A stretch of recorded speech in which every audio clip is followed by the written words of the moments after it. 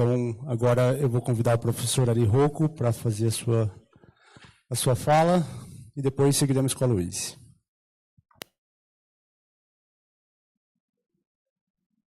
É o penúltimo. Isso.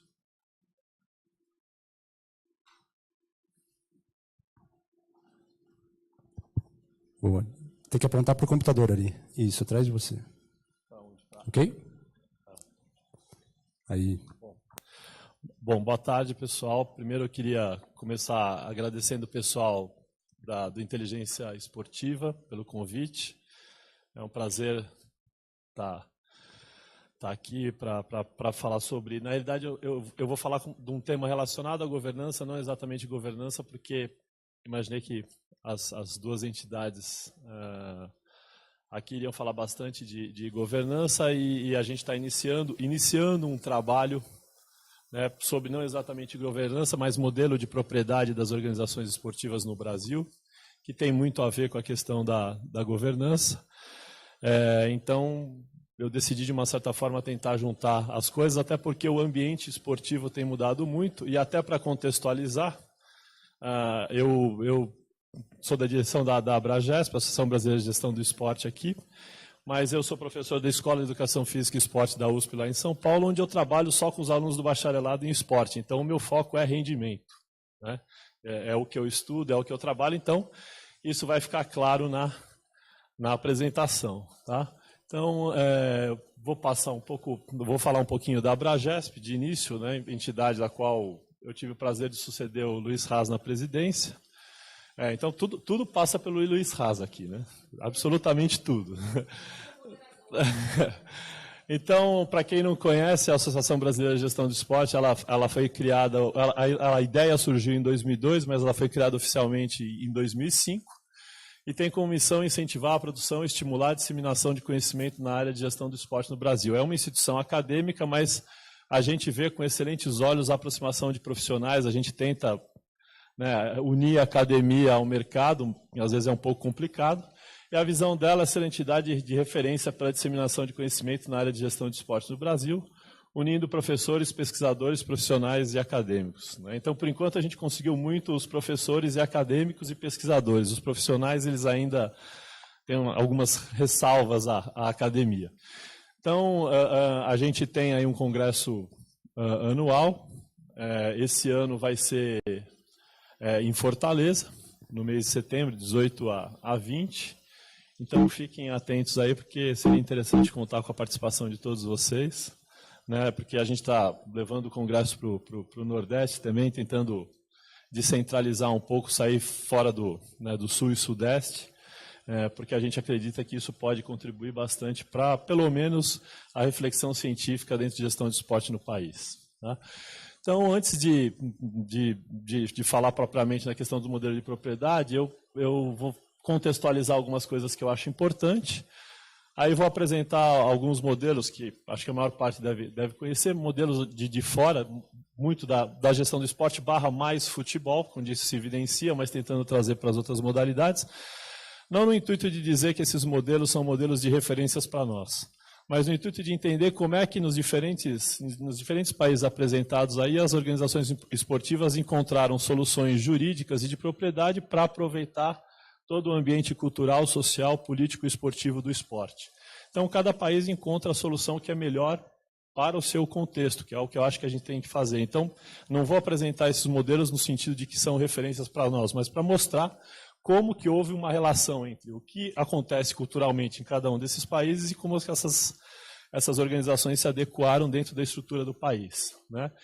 E aí, tatear algumas coisas. Por que tatear algumas coisas, né? Porque, como eu falei para vocês, a gente está iniciando esse projeto de pesquisa, então depois eu vou dar detalhes no final, mas a ideia é mapear como que é a estrutura, especificamente dos clubes esportivos do Brasil, primeiro trabalhando com futebol, basquete e vôlei, e aí depois a ideia mais ambiciosa no futuro, daqui sei lá exatamente quanto tempo, é chegar numa proposta do que deveria ser um modelo não ideal, mas um modelo que de alguma forma dialogasse com a nossa realidade, porque uma convicção a gente tem. O modelo das organizações e entidades esportivas no Brasil, modelo prioritário e majoritário, não atende às necessidades do alto rendimento hoje, né? Então, qual é o cenário atual? Né? A gente sai de um modelo da época que eu era atleta, eu tenho 50 anos, quer dizer, fui federado em basquete há sei lá quanto tempo atrás. Alguém para praticar esporte entrava prioritariamente num clube, esse clube estava federado ele estava associado a uma federação estadual, e a federação a uma confederação nacional e uma federação internacional. Né? Então era um modelo linear, porque até uns 25 anos atrás, a oferta de prática esportiva não era tão grande quanto é hoje. Né? Pulei demais aqui. Porque hoje a gente tem, além dos clubes, federações, confederações, a gente tem várias iniciativas e várias possibilidades das pessoas poderem ter acesso à prática esportiva. Né? Algumas financiadas pelo poder público e outras por iniciativa privada. Né? E aí a gente tem um modelo do esporte federado que passa a ocupar um espaço muito pequeno dentro dessa oferta de produtos esportivos. Só que o detalhe é que boa parte desses produtos é autofinanciável, né? Ou significa o quê? Só tem acesso a eles quem puder pagar. Né? Porque o poder público não consegue competir com o mercado em termos de oferta. Né? E aí, para mim, tem uma imagem que... Você passa, por favor. Tem uma imagem que mostra bem um pouco como é que o esporte evoluiu, né? Essa imagem que, eu não sei se vocês sabem, é uma imagem de Londres, dos 2 estádios do Arsenal. O estádio de Highbury aqui embaixo, que é o antigo, onde o clube jogou até acho uns 10, 15 anos atrás. E o Emirates, lá em cima, né, onde o clube joga hoje. Então, para mim, essa foto mostra muito como é que o esporte, né, evoluiu. E mais do que isso, e aí é o que interessa para a Abragesp também, né, o tipo de habilidade que o gestor de esporte hoje tem que ter. Porque lá em cima ele vai ter que lidar com hospitalidade, com entretenimento, com uma série de outras coisas que ele não precisava lidar aqui embaixo. Né? E a gente, até por conta da Copa do Mundo, está nesse contexto. Né? Então, essa é uma imagem do Machadão, que era o antigo complexo esportivo em Natal, no Rio Grande do Norte. Então, reparem que esse complexo esportivo é um complexo esportivo, né, dos anos 70. Então, ele é um complexo esportivo. A gente tem um ginásio, o próprio estádio o estádio de futebol tem uma pista de atletismo, onde o futebol especificamente dialogava com outras modalidades esportivas, em especial com o atletismo. Né? Então, era o estádio que a gente chama de estádio modelo olímpico. Né? E o que some na Arena das Dunas para a Copa do Mundo? Todas as outras modalidades esportivas, né? E o futebol vai passar a dialogar com o quê? Com o show do Roberto Carlos, com o Biquíni Cavadão. Então, isso mostra claramente como o esporte, como o gestor do esporte, que antes tinha que trabalhar eminentemente com o esporte, passa a ter que lidar com o entretenimento. Né? E a própria configuração, a arquitetura desses estádios mostra isso. E um outro dado que é extremamente interessante, quer dizer, o Machadão tinha logo, plano de marketing ou qualquer coisa dessa natureza. As novas arenas, todas elas têm logo porque elas são um produto esportivo, não um produto esportivo, mas um produto de entretenimento que precisa ser comercializado. Né? E que, em tese, precisa se pagar. Né? O se pagar aqui no Brasil é uma coisa complicada porque eles custaram muito mais do que deveriam custar. Mas, de qualquer forma, exige do gestor, antes do gestor esportivo, uma série de outras habilidades. E, obviamente, esse cenário vai se alastrar por clubes, federações e confederações, né? de uma certa forma.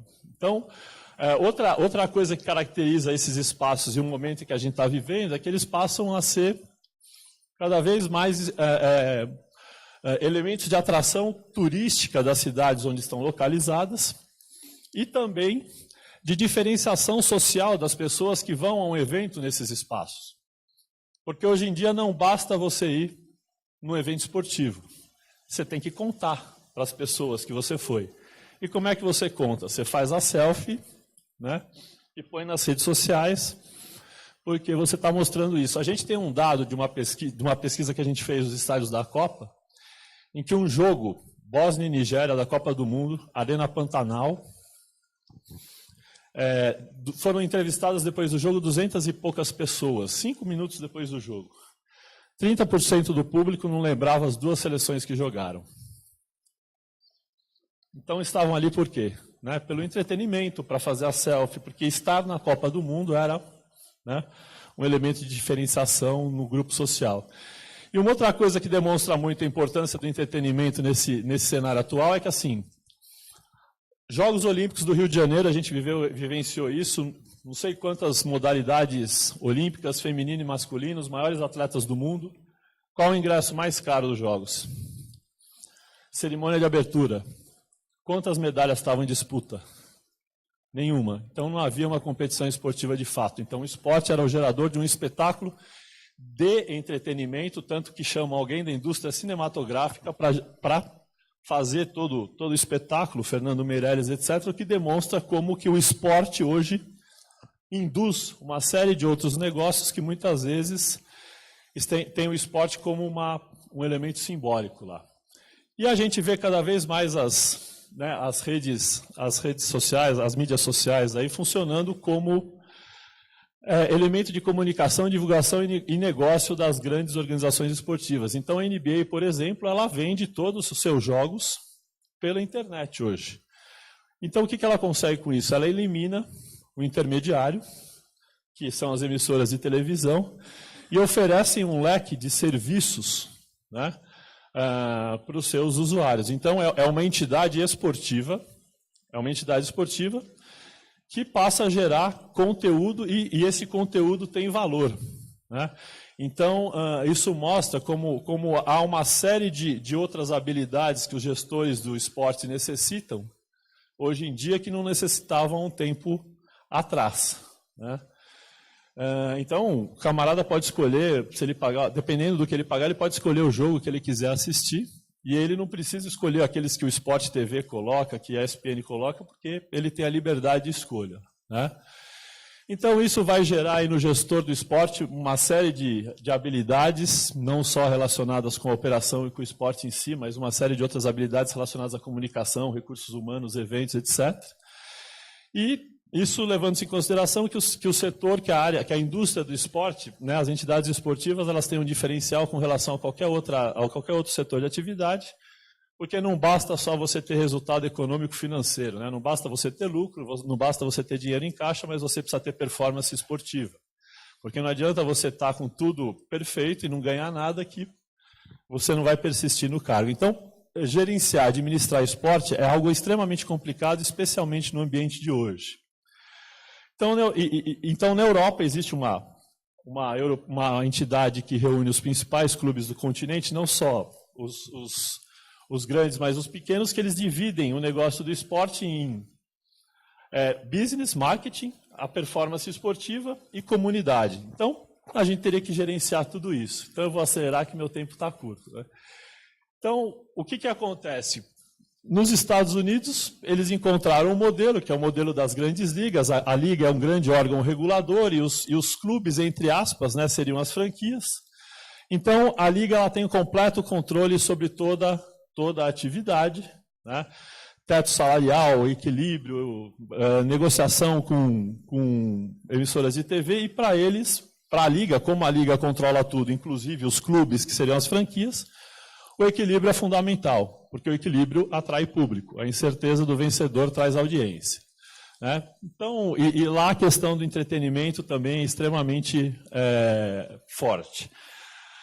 Aí na Europa, os três modelos, vamos dizer assim, que mais aparecem seria o modelo associativo, o privado e o misto. Então, o modelo associativo é o parecido com o nosso, né, que é a diretoria eleita pelos sócios, só que aí lá eles profissionalizaram a gestão, que é o modelo de clubes como os clubes espanhóis, Barcelona, Real Madrid, etc., que tem uma forte identidade. O sistema privado, que é o da Inglaterra, onde na realidade os clubes, e aí especificamente de modalidades, de futebol, né, são empresas com capital fechado que tem um dono, e um sistema misto, que é o sistema da Alemanha, onde o clube continua com todas as modalidades, exceto o futebol, e aí monta-se um conselho de administração com a maioria do clube, e aí o clube chama todos os seus stakeholders, patrocinadores, mídia, etc., para participarem desse conselho de administração, né? Então, isso, de uma certa forma, inibe, vamos dizer assim, atrai o patrocinador porque ele participa efetivamente da gestão, né? Então, eu fiz isso para encurtar, para chegar na nossa situação rapidamente, né? Então, o que acontece com o Brasil hoje em dia, né? Em geral, as nossas entidades esportivas, numa evolução histórica, elas iniciam com uma prática amadora, eram entidades muito mais sociais do que esportivas, surgidas a maior parte no final do século XIX. O esporte começa a ser agregado aí como uma forma de se organizar a prática do lazer, e aí ele começa a ocupar um espaço, e a gente passa a ter uma dualidade entre os gestores amadores, né, e uma necessidade de profissionalização que vai entrar em evidência a partir dos anos 90 e que a legislação brasileira vai tentar acompanhar de uma forma não tão, eu diria, não tão eficiente, ela demonstra evoluções, né? E aí o que acontece? Qual é o cenário, né, para a gente poder depois concluir? O cenário atual é que, na minha opinião, né, no que a gente tem discutido lá, a gente precisa de uma série de áreas de atuação que as nossas entidades não estão preparadas para atuar, tipo entretenimento e tecnologia, comunicação com os stakeholders, com a comunidade, a questão das agremiações que têm as suas arenas, né, de gerenciar aquele espaço que hoje requer uma série de outras habilidades do gestor. Então, vejam que as organizações teriam uma necessidade muito mais complexa do que aquilo que a gente oferece hoje, né? E aí, em função desses nossos problemas, quer dizer, os nossos clubes hoje são, na sua grande maioria, salvo raríssimas exceções, instituições de direito privado, onde não há muita vontade política para mudanças, porque são agremiações extremamente políticas, com grupos políticos bem constituídos. Os torcedores, e eu nem sei se eles teriam que ter um poder formal, mas eles não têm nenhum poder sobre a gestão, a administração do negócio. A lógica, né, social do esporte, quando esses clubes foram criados, é diferente da lógica do mercado de hoje. E aí a gente tem ainda no Brasil uma dificuldade de enxergar o esporte como entretenimento, principalmente nesse nível no rendimento. Então, do ponto de vista do futebol, que talvez seja o mais evidente aqui, o que aconteceu? Os nossos clubes eles vêm perdendo competitividade financeira e, na minha opinião, até esportiva. Então, esse relatório da Brand Finance, é um relatório que eles divulgam anualmente, com os 50 maiores marcas do futebol mundial. Em 2013, a gente tinha 5 clubes brasileiros, né? Em 2014, 4, em 2015, 2, 2016 e 2017, eles desapareceram. Por quê? A gestão lá fora melhorou e a nossa aqui não acompanhou essa evolução, né? E, além disso, o que acontece? Os nossos clubes estão atuando num mercado onde a gente tem a formação hoje de grandes holdings do esporte. Então, a gente tem o City Football Group, que é uma empresa dos Emirados Árabes, que é dona do Manchester City na Inglaterra, o New York City nos Estados Unidos, o Melbourne City na Austrália, o Yokohama Marinos no Japão. E aí já comprou um clube no Uruguai, um clube no Equador e é dono do Girona na Espanha. Então, o que essa entidade consegue? Ela consegue, periodicamente, reunir os seus gestores das diferentes equipes em todo o mundo e trocar expertise de gestão, coisa que para nós é algo impensável, né? E aí existem outras, a Red Bull, né, que tem várias marcas, a Fenway Sports, que é dona do Boston Red Sox e do Liverpool. Então, os nossos clubes atuam num mercado que é um mercado extremamente competitivo, né, com expertise na gestão, e que principalmente, e isso os nossos gestores fazem questão de não se dar conta, que também atuam no nosso mercado. Quer dizer, o Barcelona tem escolinha no Rio de Janeiro, ele tem escolinha em São Paulo, ou seja, ele está tomando pelo menos capital de consumo dos nossos torcedores, que podiam consumir produtos nossos e não consomem, né? Paris Saint-Germain agora abriu uma em São Paulo, a NBA tem várias ações no Brasil, né, de olho no público brasileiro. E mais próximo aqui, as equipes da Colômbia se transformaram todas em sociedade anônima. E veja, eu não sei se transformar em sociedade anônima é a solução, tem muitas ressalvas com relação a isso, mas eles estão se mexendo. No Chile, a mesma coisa. E esse dado, para mim, é o mais interessante de todos. Quer dizer, os clubes brasileiros eles têm, se comparado com os europeus, uma imensa margem de torcedores, que é a barrinha azul, e um valor de marca minúsculo perto do tamanho das suas marcas. E os europeus invertem, uma base de torcedores muito menor do que a nossa e um valor de marca muito maior. Quer dizer, isso é gestão, né?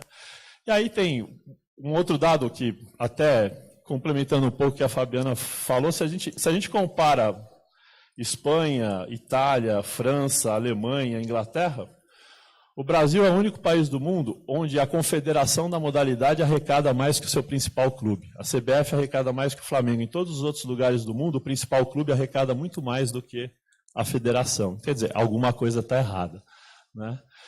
E aí tem outros N dados. Então, o que acontece, né? O que a gente pensa aí com a definição, desafios e propostas para o futuro, na nossa opinião? Uma definição de uma estrutura de poder com necessidade de elevar a qualidade da gestão, foco em negócio, governança, né?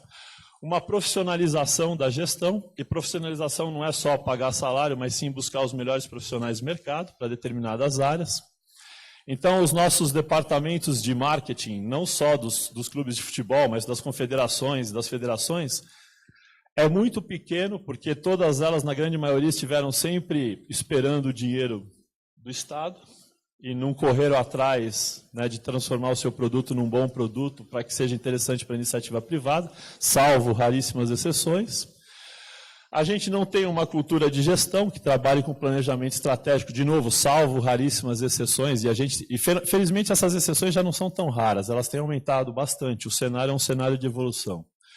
Mas os processos em geral são perenes, funcionam com iniciativas pontuais, e a gente tem hoje algo que ajuda muito a gestão, que é essa história de tentar aproximar pelo menos o alto rendimento com entretenimento, comunicação e com as mídias sociais. Hoje uma federação, uma confederação, um clube de qualquer modalidade consegue no mínimo transmitir os seus jogos, as suas competições no Facebook ou aí nas mídias sociais a um custo muito baixo.